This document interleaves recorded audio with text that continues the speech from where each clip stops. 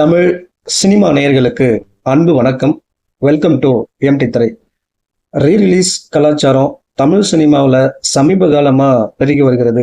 கில்லி, சச்சின் போன்ற திரைப்படங்கள் ரீரிலீஸில் வசூலில் பட்டையை கிளப்பியது. இதைத் தொடர்ந்து வெளிவந்த அஜித்தினுடைய அட்டகாச படத்திற்கு நல்ல வரவேற்பு கிடைத்தது. அந்த வகையில் பிளாக் பஸ்டர் திரைப்படமான படையப்பா கடந்த வாரம் ரீரிலீஸ் செய்யப்பட்டது. ரஜினிகாந்தின் திரை வாழ்க்கையில மாபெரும் வெற்றி அடைந்த திரைப்படங்கள்ல ஒன்று படையப்பா. இந்த படத்தை மீண்டும் திரையரங்கில் பார்ப்பது என்பது ரசிகர்களுக்கு மகிழ்ச்சியை தந்தது.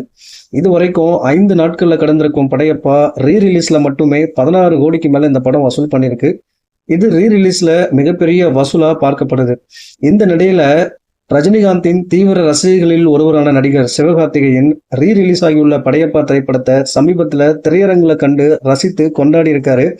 அப்ப எடுக்கப்பட்ட வீடியோ ஒன்று சமூக வலைதளங்கள்ல வெகுவா வைரல் ஆயிட்டு இருக்கு. ஸோ அந்த வீடியோ தாங்க இந்த வீடியோ.